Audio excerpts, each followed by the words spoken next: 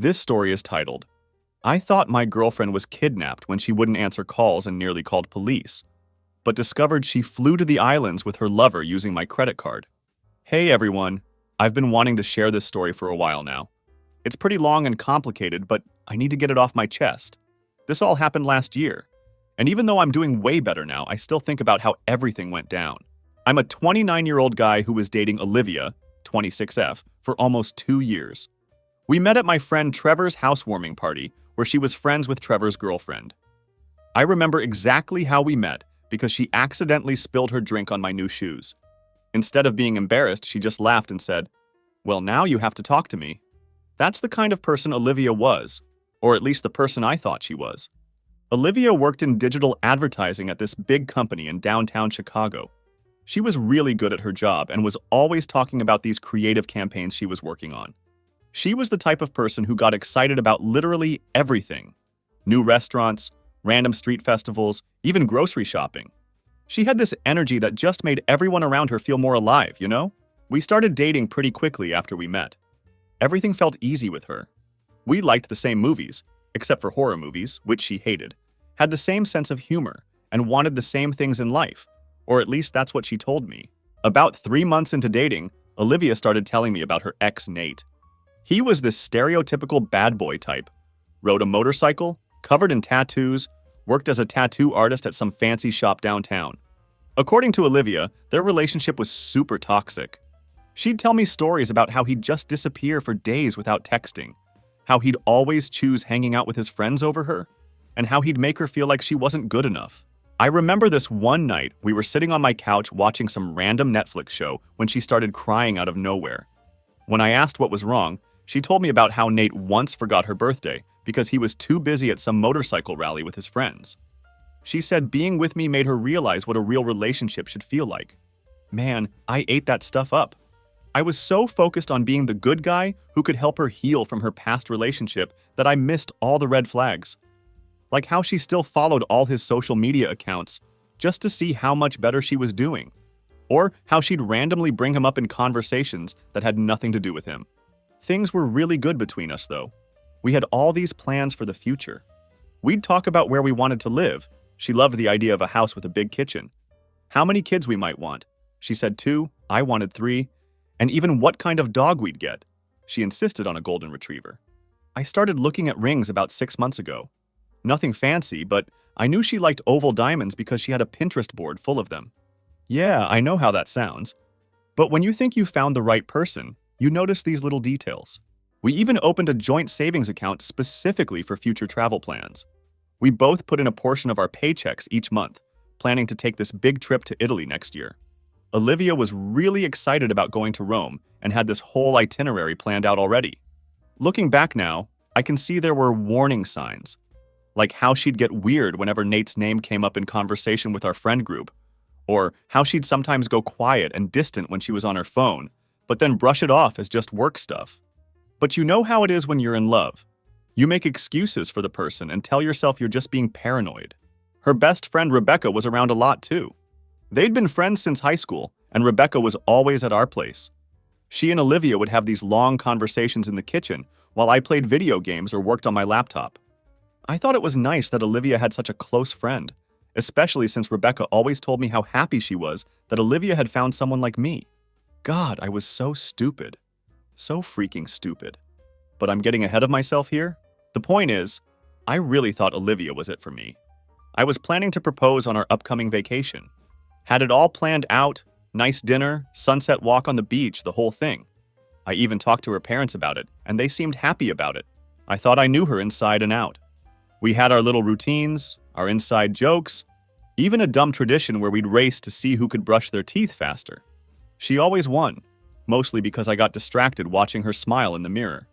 I never doubted for a second that we were on the same page. Sure, she had been a little distant lately, checking her phone more, getting lost in thought, but I chalked it up to stress. Work had been brutal for her, and I figured she just needed space. It was a regular Thursday when everything shifted, though I didn't realize it at the time. Olivia and I had breakfast together like we always did. She made those weird protein pancakes she was obsessed with. Honestly, they tasted like flavored drywall, but I pretended to like them because it made her happy. She was in a surprisingly soft mood that morning, quieter than usual, but not in a bad way, just reflective. As I was rinsing my plate, she wrapped her arms around me from behind, resting her head against my back. "I appreciate you, you know that," she said, her voice steady but almost wistful. "I don't say it enough, but I love you for everything." I turned around smiling. "I know, but you can say it more if you want," I replied, and kissed her forehead, brushing it off as just another one of her random sentimental moments. She had a big presentation at work that day, so I figured she was just caught up in her thoughts. She kissed me goodbye like always, grabbed her bag, and walked out the door with a quick, "See you tonight." That was the last time I saw her. At first, I didn't think much of it. She had that big meeting, and when I texted later about picking up dinner, I figured she was just caught up at work. No response. A little unusual, but not alarming. Maybe her phone died. Or she was decompressing after a long day. By morning, still nothing. No texts, no calls. My good morning message sat on delivered, unread. I called, but it went straight to voicemail. Now that was weird. Olivia always kept her phone on her, especially with work being as demanding as it was. By mid-afternoon, something felt off. I called her office expecting to hear she was swamped with meetings or out on some last-minute assignment. Instead, her assistant, who I'd met several times and who knew exactly who I was, sounded oddly stiff. "Olivia is on indefinite personal leave," she said. I frowned. "What? Since when?" "Starting today." Confused, I asked for more details, but she just kept repeating, "That's all the information I have." So I drove to her apartment after work and used the key she gave me 6 months ago. Everything looked normal at first. Her clothes were still there, her favorite coffee mug was in the sink, her laptop was on the desk. But then I noticed her passport was gone, and her emergency cash box she kept in the closet was empty. That's when I started really freaking out. I called her parents, and this is where it gets weird. They seemed completely unbothered. Her mom just said, "Oh, Olivia probably needs some time to think about things. You know how she gets." "No, Linda.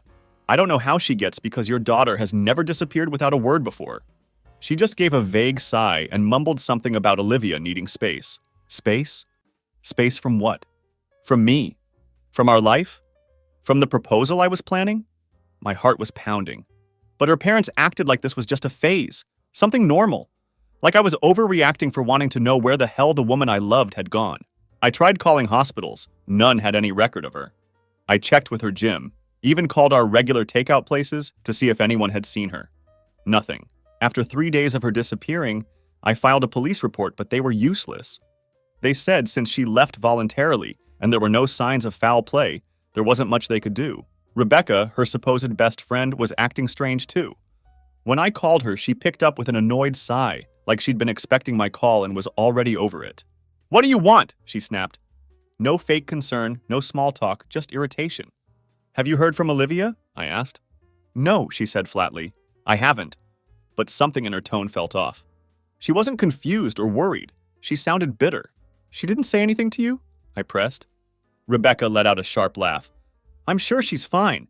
Maybe she just needed space." That word again? Space? The same thing her mom had said. Space from what?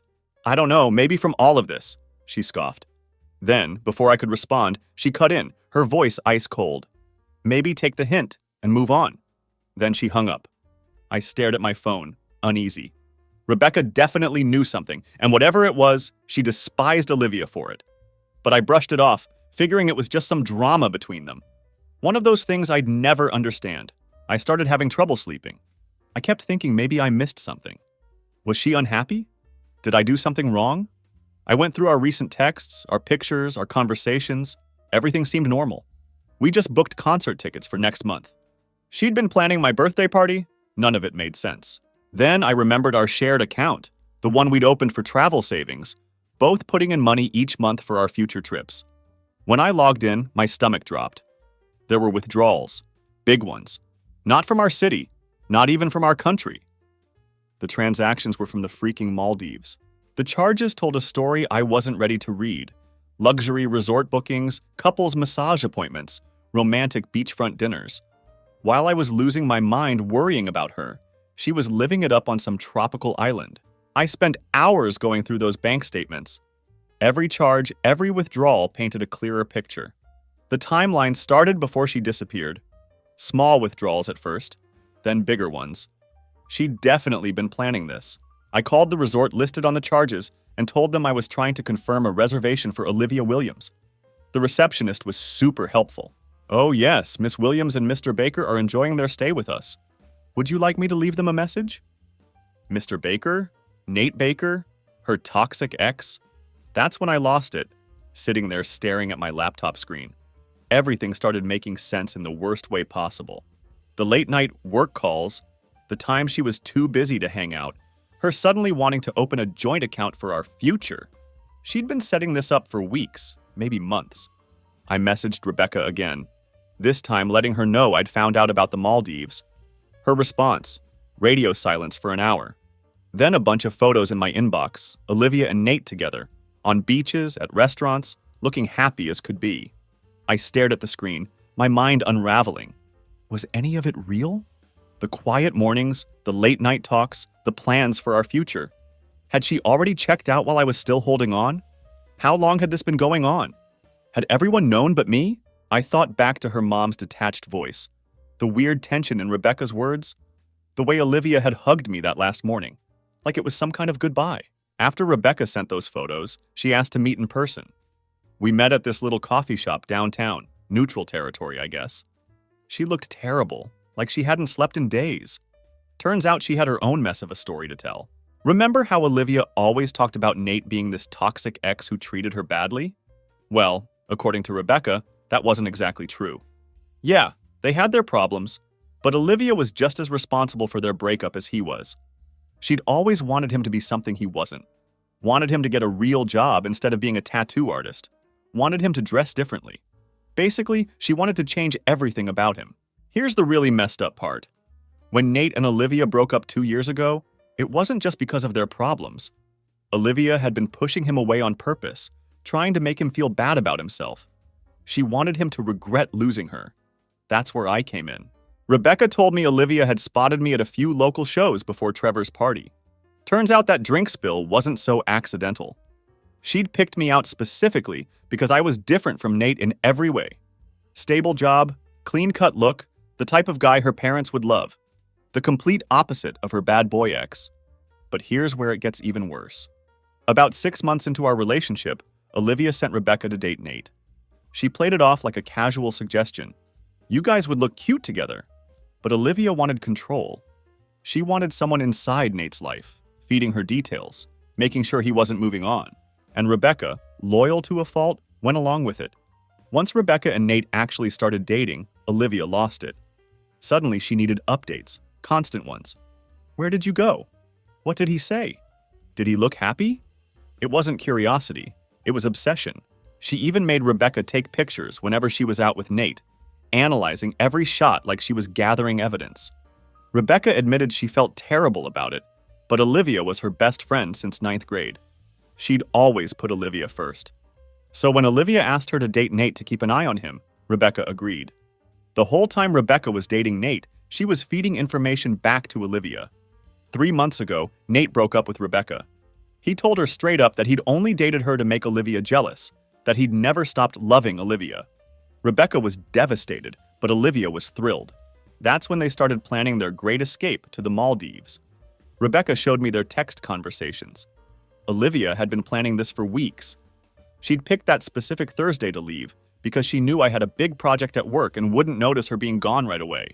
This wasn't impulsive. It wasn't some moment of weakness. The joint account? That was Nate's idea. He told her to get me to put in as much money as possible before they left. They'd use it to fund their new life together. Olivia had even laughed about it in their texts, saying how funny it was that I was basically paying for her romantic getaway with another guy. I asked Rebecca why she was telling me all this now.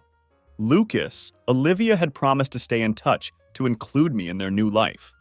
Instead, they blocked her on everything the day they left. She'd been nothing but a pawn in their game, just like me. The whole time Rebecca was talking, I kept thinking about all the moments I thought were real. Olivia crying about how badly Nate had treated her. All those times she said she was so happy to have found someone who really cared about her. Every single, "I love you." All lies. Rebecca tried apologizing, saying she should have told me sooner, that she didn't realize how far Olivia would take things. I just got up and left. What was there to say? She'd helped her best friend scam me emotionally and financially for 2 years. That night, I made some decisions about what to do next. I had access to all our shared accounts, and Olivia had no idea I knew what she'd done. I wasn't about to let them enjoy my money while laughing about how stupid I was. I sat down with my laptop and made a list of every account Olivia and I shared. The travel savings account was the biggest one, but there were others: Netflix, Hulu, Amazon Prime, our phone plan, even this monthly food subscription box she loved. First thing I did was download all the bank statements and transfer them to my lawyer. Yes, I got a lawyer. My cousin works at a law firm and helped me out. The statements showed Olivia had withdrawn almost $118,000 from our joint account. Here's the thing though, I'd put in about $25,000 total. She'd been living off my contributions while barely touching her own. My cousin helped me document everything. We tracked every withdrawal, every charge. The resort bookings alone were over $9,000. Then there were the spa treatments, fancy restaurants, even some jewelry store charges. They were living like royalty with my money. The next morning, I went to the bank as soon as it opened. Turned out Olivia had tried to set up automatic transfers from our joint account to a new account in her name. She'd scheduled them to start the day after she left. The manager helped me stop those transfers and remove my name from the account. But I didn't just remove my name, I also withdrew every cent I'd contributed first. Legally, I was entitled to it, since I could prove how much each of us had put in. Left her with only her own contributions, about $3,000. Not quite enough for the luxury vacation she'd planned. The phone plan was next. I called the carrier and separated our lines. She'd added all these international features for her trip without telling me. Well, surprise. Those features stopped working mid-vacation. Hope those Instagram stories were worth the roaming charges, Olivia. I also logged into our shared cloud storage. Olivia had this habit of never backing up her photos anywhere else. Found hundreds of pictures of her with Nate going back months. Downloaded everything as evidence, then logged her out. Hope she wasn't planning to keep those vacation memories. The gym membership she'd been using under my corporate discount? Canceled. The automated toll tag for her car? Deactivated. The premium Spotify account she used through my family plan? Gone. I systematically removed her from every aspect of my life she'd been mooching off of. But the biggest move?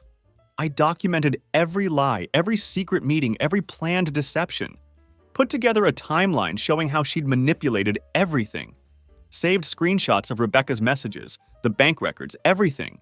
Because I knew Olivia, she'd try to spin this somehow when she got back. Some of you might think this was too much, but here's the thing. This wasn't just about the money. Olivia hadn't just cheated on me. She'd spent 2 years deliberately lying, manipulating, and using me as part of some twisted plan to get back with Nate. She'd watched me fall in love with her, plan a future with her, all while knowing it was fake. The whole time I was doing this, Olivia was posting these romantic beach photos with Nate. Living my best life. Finally with my soulmate. Each post made me more certain I was doing the right thing. She thought she had everything figured out. Her perfect escape funded by her naive ex-boyfriend. About a week after I did all this, I got a text from an international number. Olivia had finally realized her credit cards were getting declined. That's when she remembered texting me. Her message was pretty much what I expected. What's going on? Why can't I access any of our accounts? I didn't respond, of course. Let her figure it out herself.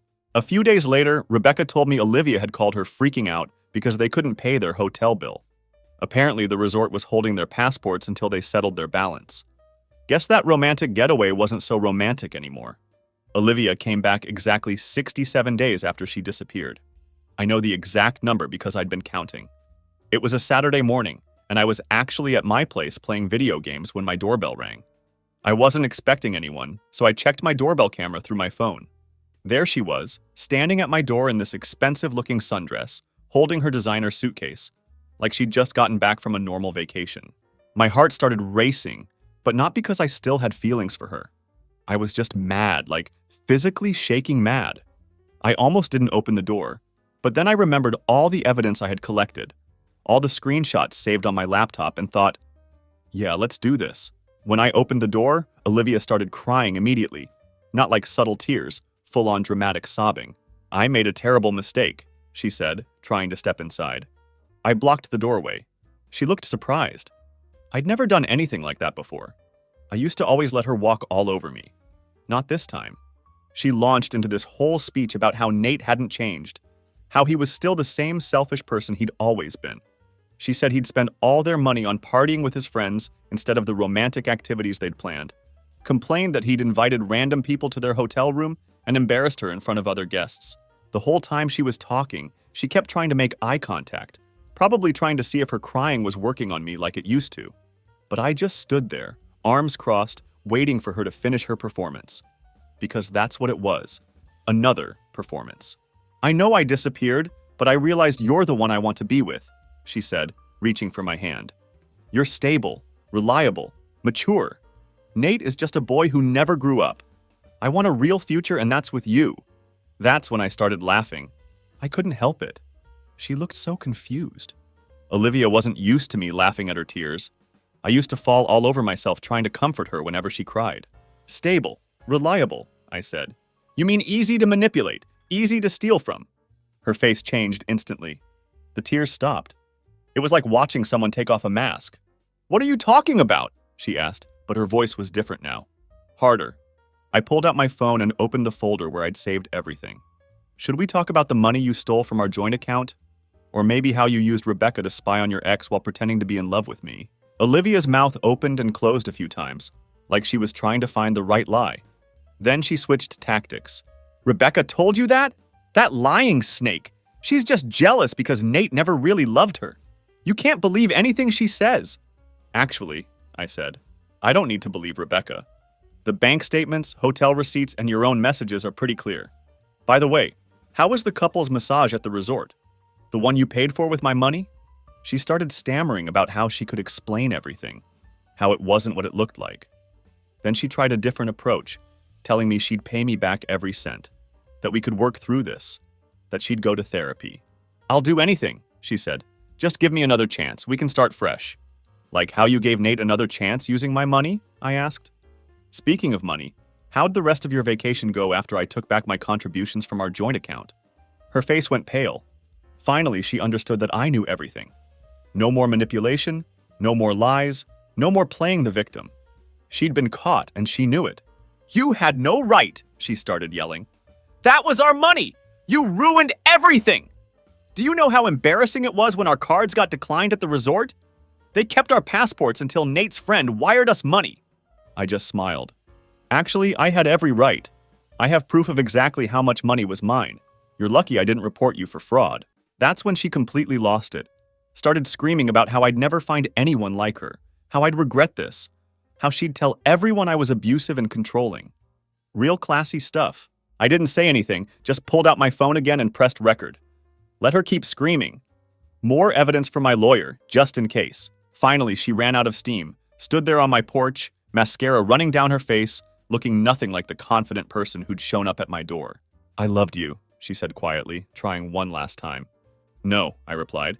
You loved what you could get from me. There's a difference. Then I closed the door. I listened to her yell for a few more minutes before she finally left. I watched on my doorbell camera as she rolled her suitcase to her Uber, probably heading to her parents' house since she didn't have her own place anymore. About 3 days after she showed up at my door, I started getting weird messages from friends asking if I was okay. I didn't think much of it at first until my sister called me sounding really worried. Have you seen what Olivia posted about you? She asked. I hadn't. I'd blocked Olivia on everything after she left that day. But my sister sent me screenshots. And man, Olivia had gone full psycho with her revenge plan. She'd written this long post on Facebook, yeah, people still use it, about how I'd been financially and emotionally abusive throughout our relationship. She claimed I'd isolated her from friends, controlled all her money, and monitored her social media. According to her post, she'd escaped to the Maldives to get away from my abuse and was only now strong enough to speak her truth. The post was filled with carefully selected screenshots of our text conversations, all taken completely out of context. Like when I asked her where she was going one night because we had dinner plans, she twisted it to make it seem like I was controlling. Or when I questioned a weird bank charge, which turned out to be from her secret date with Nate, she made it look like I was financially controlling. She even posted photos of herself crying, claiming they were taken during our relationship. I recognized one. It was from when she was fake crying about Nate forgetting her birthday. Now she was using it as evidence of my supposed abuse. The worst part? People were believing her. My phone started blowing up with angry messages.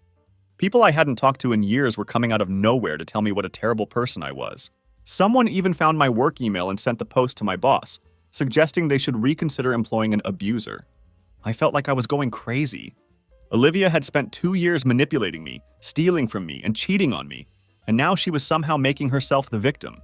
But remember Rebecca?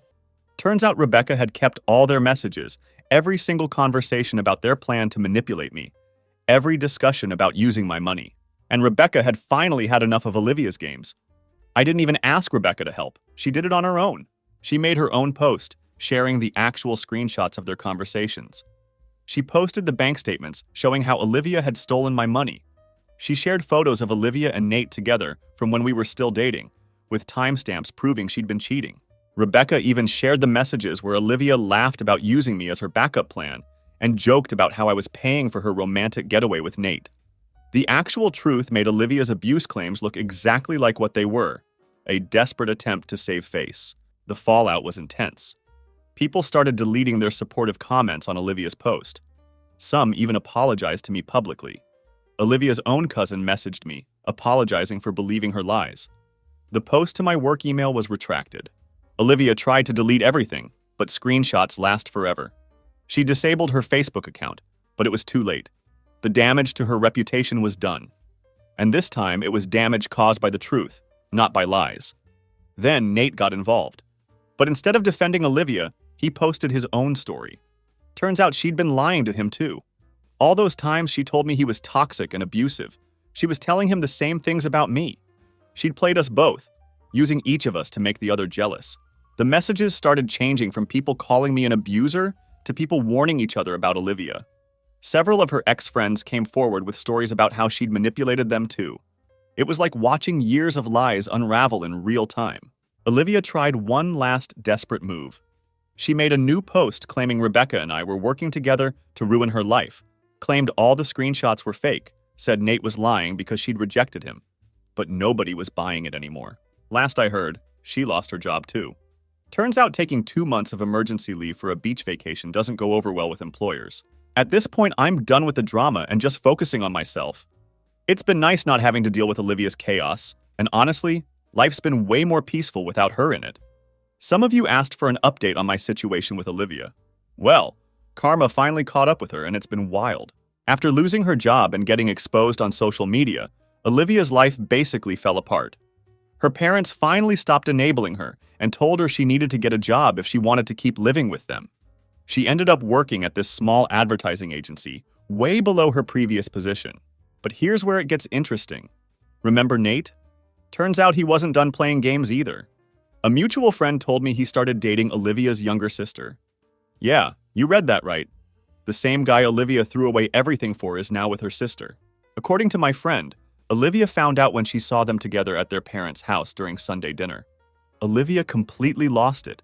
Started throwing things, screaming about how her sister betrayed her. Her parents had to physically remove her from the house.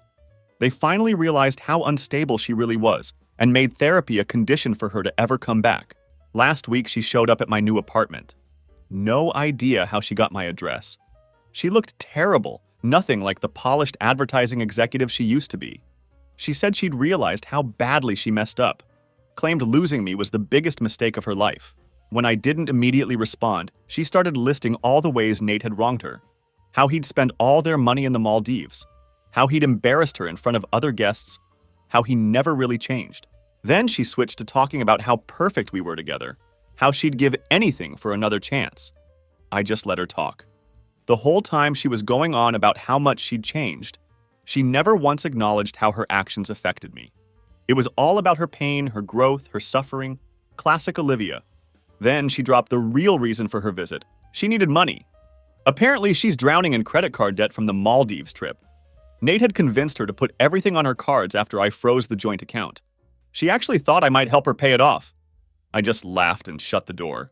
Through the door, I heard her yell, "I've changed! I'm different now!" Yeah, so different that she's still trying to use me for money. The best part? My new girlfriend Lily, who Olivia didn't know about, was inside the whole time trying not to laugh. We'd just gotten back from dinner when Olivia showed up.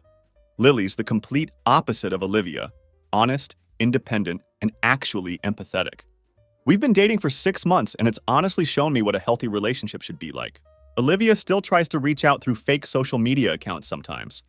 She'll send long messages about destiny and soulmates, usually late at night. Each one gets blocked immediately. Lily and I actually turn them into a game. We try to guess how many sentences it'll take before Olivia mentions needing money. Last I heard, Olivia's sister and Nate are actually pretty serious. They're moving in together next month. Olivia had to quit her new job because she couldn't handle seeing their photos on social media. She's living in some small apartment her parents help pay for, still doing therapy, but mostly just complaining about how unfair her life is. Looking back, I'm actually grateful for everything that happened. If Olivia hadn't shown her true colors, I might have married her and discovered all this years later. Instead, I'm with someone who makes me genuinely happy, and Olivia's left dealing with the consequences of her own actions. Thanks for all the support. To those asking, yes, Lily knows the whole story. We believe in complete honesty. Stop asking for Olivia's sister's social media. Let's not be creepy. For those wondering about Rebecca, we're still in touch. She's actually dating a really nice guy now and seems much happier.